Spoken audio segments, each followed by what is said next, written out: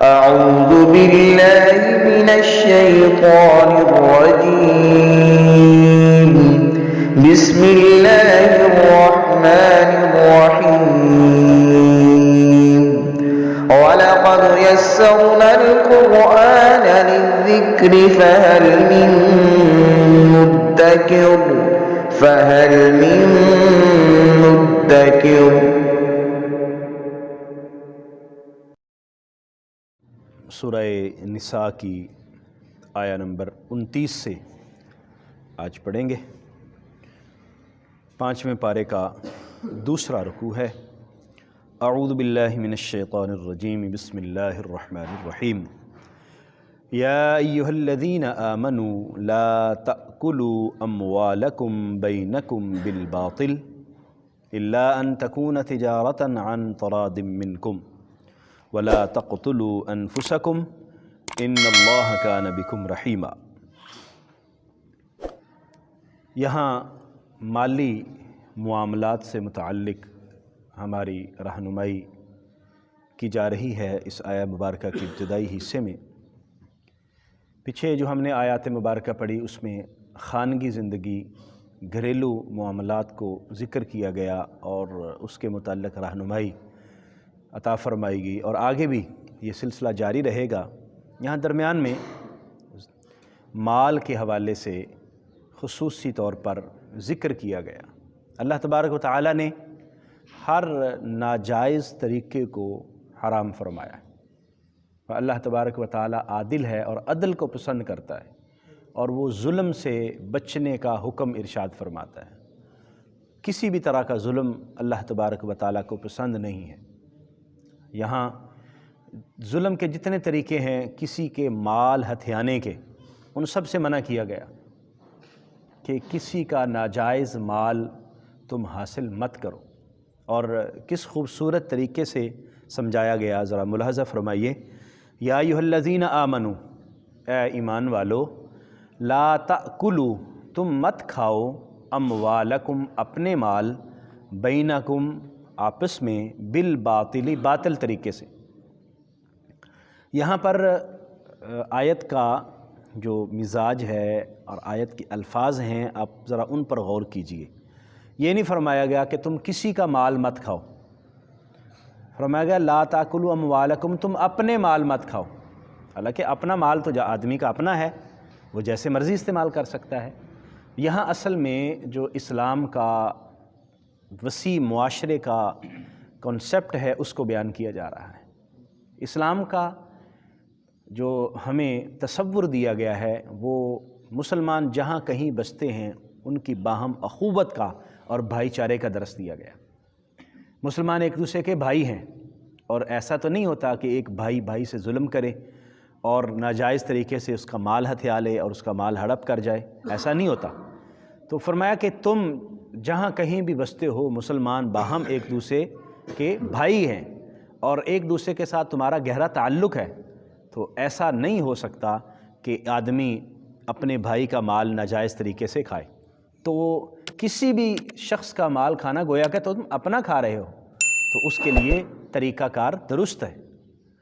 وہ طریقہ کار درست کون سا ہے؟ فرمایا اس کی ایک صورت بیان فرمائی، الا ان تکون تجارتاً، ہاں مگر یہ ہے کہ تجارت ہو، ان تراض منکم، باہمی رضامندی سے، باہمی رضامندی سے تم لین دین کرو۔ تجارت میں جو نفع حاصل کر رہے ہو وہ تمہارا جائز طریقہ ہے، اس کو تم استعمال کر سکتے ہو، وہ تمہیں اللہ کی طرف سے اس کی اجازت ہے۔ اور ناجائز طریقے میں وہ تمام چیزیں آ جاتی ہیں جس سے شریعت نے منع کیا ہے۔ اس میں سود بھی شامل ہو جاتا ہے، اس میں دھوکہ دہی بھی شامل ہو جاتی ہے، ناجائز طریقے سے کسی کے مال رشوت کے طور پر دھوکہ دہی دے کر، اور ناجائز منافع کے ساتھ بھی، یہ ساری چیزیں اس باطل میں شامل ہو جاتی ہیں۔ بینکم بالباطل، باطل طریقے میں وہ تمام طریقے آ جاتے ہیں جو کسی کے مال کو ہتھیانے کا ذریعہ بن سکتے ہیں، اس لیے ان سے مطلقاً منع فرما دیا گیا۔ اور ایک طریقہ جو تجارت کا ہے وہ بتایا گیا، اس کے علاوہ بھی طریقے، کوئی ویسے کوئی کسی کو ہبہ کر دیتا ہے، کسی کو تحفہ دے دیتا ہے کوئی چیز وغیرہ وغیرہ، تو وہ طریقہ کار درست ہے۔ وَلَا تَقْتُلُوا أَنفُسَكُمْ، اور دوسری چیز یہاں یہ بیان فرمائی گئی کہ تم اپنے آپ کو قتل مت کرو۔ اس کے بھی دو مفہوم ہیں۔ ایک تو یہاں پر خودکشی کے حوالے سے بیان کیا گیا کہ خود اپنے آپ کو قتل مت کرو، یہ جائز نہیں ہے، اور قرآن مجید میں ایک اور جگہ بھی اس کا ارشاد ہے، اور حدیث مبارکہ میں سخت طریقے سے اس کی وعید بیان کی گئی۔ جس شخص نے اپنے آپ کو قتل کیا، قیامت کے دن اس کو اسی حالت میں اٹھایا جائے گا، اور اللہ کریم جہنم میں اس کو وہی سزا دے گا۔ کسی نے زہر کھا کر قتل کیا تو وہ زہر کھاتا رہے گا، اور وہ تکلیف جہنم میں، جہنم کی آگ کے ساتھ ساتھ خودکشی کرتے ہوئے جو طریقہ کار اپنایا وہ تکلیف برداشت کرتا رہے گا۔ کسی نے اپنے آپ کو گلا گھونٹ کے مار لیا، یہ سارے حدیث مبارکہ میں بیان کیے گئے ہیں۔ کسی نے اپنے آپ کو کسی تیز دھار آلے کے ساتھ خون بہا کے قتل کر دیا، آج کل یہ ہے کہ گولی مار کے شوٹ کر دیا وغیرہ وغیرہ، جس طرح بہرحال خودکشی کی تمام جو بھی جہاد جس طریقے سے بھی ہو سکتا ہے وہ منع کر دی گئی۔ اور دوسرا اس کا مفہوم یہ ہے کہ ایک دوسرے کو قتل نہ کرو، گویا کہ تم اگر کسی مسلمان کو قتل کرتے ہو تو ایسا ہی ہے جیسے کہ تم نے اپنے آپ کو قتل کیا، بلکہ قرآن مجید کے اندر تو کسی ایک شخص کو قتل کرنے کو پوری انسانیت کو قتل کے مترادف قرار دیا گیا۔ یہ اتنا بھیانک جرم ہے، تو یہ کیسے ہو سکتا ہے کہ ایک مسلمان ہو اور وہ کسی کے خون کا پیاسا ہو، ایک مسلمان ہو اور وہ کسی کو قتل کرنے کا خیال کرے؟ قطعاً مسلمان اس طرح کا نہیں ہو سکتا۔ مسلمان رحم دل ہوتا ہے، محبت کرنے والا، شفقت کرنے والا، وہ خون آلود نہیں ہوتا، وہ خون آشام نہیں ہوتا۔ اللہ تبارک و تعالیٰ نے ان چیزوں کو منع فرما دیا۔ ان اللہ کان بکم رحیما، اللہ تبارک و تعالیٰ تم پر رحم فرمانے والا ہے۔ یعنی یہاں یہ بھی بتا دیا کہ اللہ تو چاہتا ہے کہ تم پر رحم کرے، فضل کرے، کرم کرے، لیکن اگر تم نے یہ طریقے اپنائے، لوگوں کے مال کو ظلماً تم نے ہتھیا لیا، ظلماً کھا گئے، اور تم نے قتل جیسے بھیانک جرم میں شمولیت اختیار کی، تو گویا تو پھر تم اللہ تبارک و تعالیٰ کی رحمت سے محروم ہو جاؤ گے۔ اور یہاں اس تصور سے بھی ہمیں بچنے کی تلقین ہے اشارتاً، جو ہمارا یہ خیال ہے کہ اللہ تبارک و تعالیٰ بڑا رحیم ہے، اللہ کریم بڑا مہربان ہے، اللہ کریم 70 ماؤں سے زیادہ پیار کرتا ہے۔ میں ایک جگہ گفتگو سن رہا تھا، تو میں نے کہا جی اللہ کریم اپنے بندے سے 70 ماؤں سے زیادہ پیار کرتا ہے، تو کبھی کوئی ماں چاہے گی اپنے بیٹے کو نقصان پہنچائے؟ کبھی کوئی ماں اپنی اولاد کو نقصان پہنچانا چاہے گی؟ اس لیے اللہ تبارک و تعالیٰ ہمیں کچھ بھی نہیں کہے گا۔ مطلب کیا ہے کہ ہم جو مرضی کرتے رہیں، تو جس طرح ہم غلط کریں تو ماں کچھ نہیں کہتی، تو اس طرح اللہ تعالیٰ بھی کچھ نہیں کہے گا۔ تو یہ تصور بنیادی طور پر غلط ہے۔ اگر یہی خیال ہے تو پھر اللہ تبارک و تعالیٰ نے یہ جو ساری چیزیں منع فرمائی ہیں ان کا پھر خیال، اس کا تصور ختم ہو جاتا ہے۔ جو جہنم کا سلسلہ ہے وہ ختم ہو جاتا ہے، اور جو قیامت کے دن عدل کا انتظام ہے وہ بھی ختم ہو جاتا ہے۔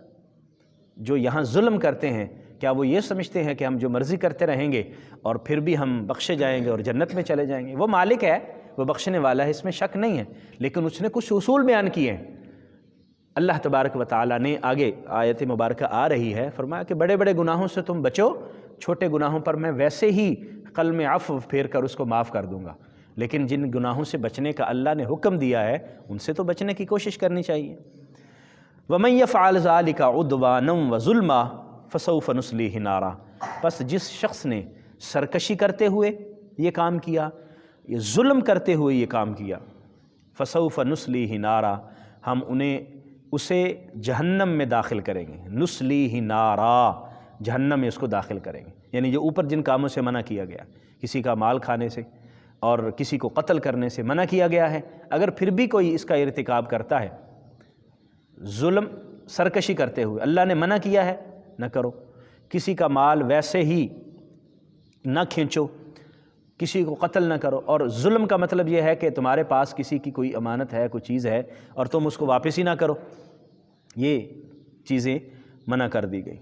وَكَانَ ذَلِكَ عَلَى اللَّهِ يَسِيرًا، اور اللہ تعالیٰ پر یہ بڑا آسان ہے، جہنم میں ڈالنا اللہ پر بڑا آسان ہے۔ قرآن مجید کے اندر ایک جگہ پر شیطان نے جب کہا تھا کہ اللہ مجھے مہلت دے دے، قیامت تک کے لیے مہلت دے دے، اللہ نے فرمایا مہلت ہے، تو اس نے کہا کہ اب پھر میں تیرے بندوں کو گمراہ کروں گا، تو اللہ نے ارشاد فرمایا کہ پھر میں تجھے اور تیرے جو ساتھی ہوں گے ان سب سے جہنم کو بھر دوں گا، لَأَمْلَأَنَّ جَهَنَّمَ، جہنم کو ضرور بھروں گا۔ تو جہنم کو بھرنے کے لیے پہلے پارے میں بھی آیا کہ جہنم کا ایندھن کون ہوں گے؟ لوگ ہوں گے اور پتھر ہوں گے۔ تو وہ لوگ کون ہوں گے؟ اللہ محفوظ فرمائے، وہ ہم جیسے ہم میں سے بد نصیب لوگ ہوں گے جو جہنم کا ایندھن بنیں گے۔ اللہ کریم سب کو محفوظ فرمائے اور اپنی اطاعت کی توفیق عطا فرمائے۔ ان تجتنبوا کبائر ما تنہون عنہ، اگر تم اجتناب کرو، تم بچو، کبائر کبیرہ گناہوں سے، ما تنہون عنہ جن سے تمہیں روکا گیا ہے، نکفر عنکم سیئاتکم تو ہم تم سے تمہاری سیئات کو مٹا دیں گے، تمہاری خطاؤں کو مٹا دیں گے، وندخلکم مدخلا کریما اور پھر تمہیں بڑی عزت والی جگہ پر داخل کریں گے، یعنی جنت میں۔ تو فرمایا کہ کبائر جو کبیرہ گناہ ہیں ان سے اجتناب کریں۔ چھوٹے موٹے گناہ ہو جاتے ہیں، اللہ تبارک و تعالی آدمی بڑے گناہوں سے بچنے کی کوشش کرے تو وہ چھوٹی خطاؤں کو اللہ تعالیٰ ویسے درگزر فرما دیتا ہے۔ بلکہ قرآن مجید میں ایک جگہ ہے کہ انسان خطائیں کرتا ہے، پھر اللہ کی بارگاہ میں معافی مانگتا ہے، توبہ اور استغفار کرتا ہے، تو بعض اوقات نیکیاں جو انسان نیک اعمال کرتا ہے وہ نیک اعمال اللہ کو اتنے پسند آتے ہیں، اللہ ان گناہوں کو معاف بھی کر دیتا ہے بلکہ ان گناہوں کو نیکیوں میں تبدیل فرما دیتا ہے۔ یبدل اللہ سیئاتہم حسنات، اللہ اس کے خلوص کو دیکھتے ہیں، اس کی عاجزی انکساری کو دیکھتے، اس کی آہو گریہ زاری کو دیکھتے ہوئے اور توبہ کی کیفیات کو دیکھتے ہوئے صرف گناہوں کو معاف ہی نہیں فرماتا، نیکیوں میں بھی تبدیل فرماتا ہے۔ ایسی کریم ذات ہے۔ فرمایا لیکن تم بڑے گناہوں سے تو بچو۔ وہ بڑے گناہ کون سے ہوتے ہیں؟ بڑے گناہ وہ ہیں جن کے متعلق اللہ تبارک و تعالی نے سزا کا ذکر فرمایا ہے یا ان پر جہنم کی وعید کا بیان فرمایا ہے۔ مثلا چوری ہے، چوری سے متعلق سزا ہے ہاتھ کاٹے جائیں گے۔ قتل ہے، قتل کے متعلق سزا ہے، قتل کی سزا قتل ہے۔ اسی طرح بدکاری ہے، جس نے یہ ارتکاب کیا 100 کوڑے لگیں گے، غیر شادی شدہ ہوگا، شادی شدہ ہوگا تو سنگسار ہوگا، وغیرہ وغیرہ۔ یا جن گناہوں پر جہنم کی سزا کا ذکر ہے، جیسے جھوٹ ہے، جادو ہے، یا اس طرح کے جتنے گناہ ہیں، والدین کی نافرمانی ہے، ان سب گناہوں کو گناہ کبیرہ فرمایا گیا ہے۔ تو فرمایا ان سے تم بچنے کی کوشش کرو۔ انسان سے باقی چھوٹی خطائیں ہو جاتی ہیں تو اللہ تبارک و تعالی ان سے درگزر فرمائے گا، اور پھر درگزر بھی نہیں فرمائے گا، ان خطاؤں کو ویسے مٹا دے گا، یعنی وہ ہمارے نامہ اعمال میں نظر ہی نہیں آئیں گی، اور پھر اللہ کریم کرم فرماتے ہوئے، مہربانی فرماتے ہوئے اللہ تعالیٰ جنت عطا فرما دے گا۔ اگر ہم تھوڑا سا توجہ کے ساتھ دیکھیں کہ گناہ کبیرہ کس کو کہتے ہیں، تو ایک تو میں نے آپ کو تعریف اس کی بتا دی کہ یہ گناہ کبیرہ ہوتا ہے۔